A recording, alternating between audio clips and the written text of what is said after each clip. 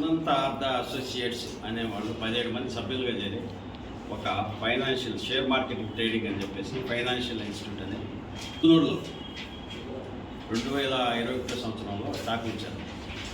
Same Prabhudas Leeladhar agencies అని కూడా stock broking అని చెప్పేసి ఈ రెండు పేరుతో కూడా 2021లో ముసునూరులో స్థాపించడం జరిగింది.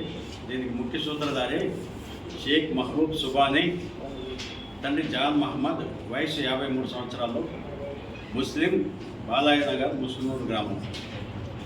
ఇతనితో పాటు ప్రభుదాస్ లీలాధర్ ఏజెన్సీస్కి ఎలసిడి బ్రహ్మానందం, తండ్రి బలరామయ్య, వయసు 34 సంవత్సరాలు, ముసునూరు, కావలిమంటలం. వీళ్ళిద్దరూ కలిసి స్థాపించడం జరిగింది.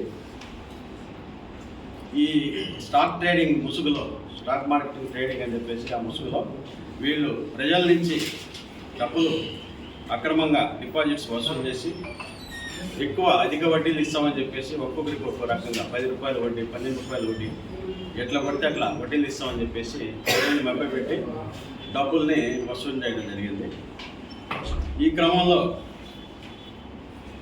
మేము ఇంటర్ఫీర్ చేసి అసలు ఏం జరుగుతుంది అన్నప్పుడు అతను క్లోజ్ చేసుకునేసి వెళ్ళిపోవడం జరిగింది. ఆఫీస్ క్లోజ్ చేసుకునేసి తర్వాత మాకు కంప్లైంట్ రావడం జరిగింది.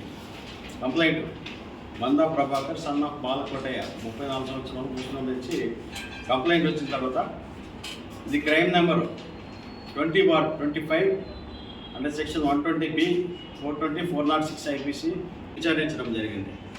వీళ్ళు 2014లో ఈ షేక్ మహబూబ్ సుబానీ మీద కాకినాడ పోలీస్ స్టేషన్లో కూడా సేమ్ ఇలాంటి కేసే ఒకటి కోట్లలో డిపాజిట్లు సేకరించి ఇలాంటి కేసే ఒకటి రిజిస్టర్ అయినట్టుగా తెలిసింది.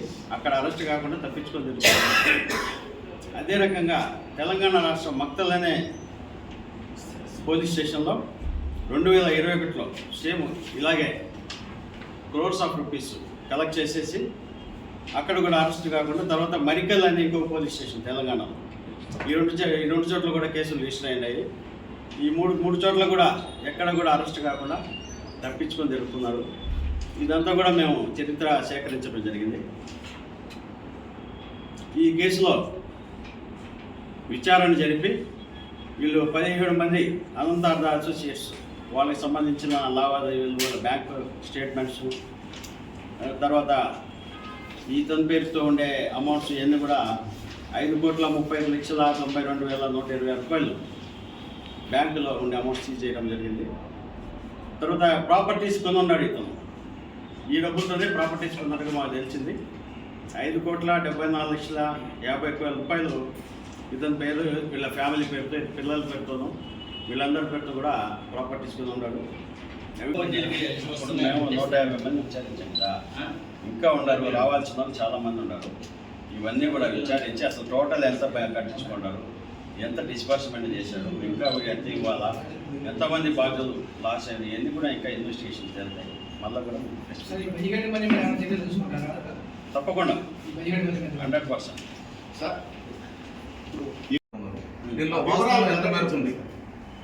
ప్రతి ఒక్కరు అంటే ఒకటే, ప్రజలు అనేవాళ్ళు పోలీస్ అనో లేకపోతే జర్నలిస్ట్ అనో లేకపోతే పబ్లిక్ అనే ఉంటారు. ఎవడంటే వాళ్ళు కట్టేస్తుంటారు. ఇవన్నీ కూడా టోటల్గా వచ్చిన తర్వాత ఎంతమంది కట్టారు, ఎవరెవరు కట్టారు, వీళ్ళలో ఎవరు రెవెన్యూకి సంబంధించిన వాళ్ళు, ఎవరు ఏ డిపార్ట్మెంట్కి సంబంధించిన వాళ్ళు, ఎవరు, ప్రతిదీ కూడా మనం చెప్పడం జరుగుతుంది.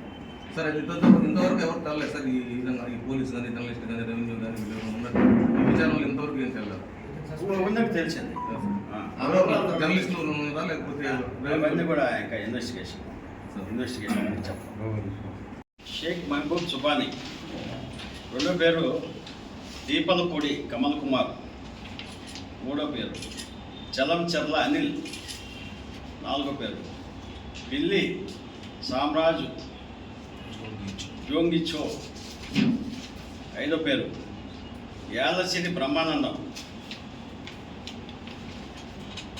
ఆరో పేరు గోనె కిరణ్, 7 యాలసిరి ఆదినారాయణ, 8 తలపల శివశంకర్, 9 అద్దూరు సీనయ్య, 10 చౌటూరి అశోక్, 11 నిమ్మగడ్డ రామ్ రాబర్ట్ రహీం, 12 కాకాని ప్రశాంతి, 13 వట్టికాల ప్రశాంతి,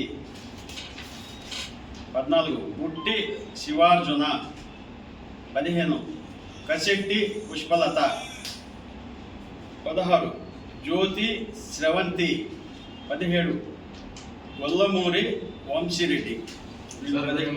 ఎంప్లాయీస్ కానీ లేకపోతే ఎంప్లాయీస్లో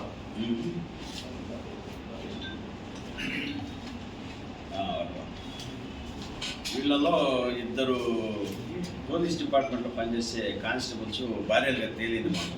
వాళ్ళ భార్యలు జ్యోతి స్రవంతి,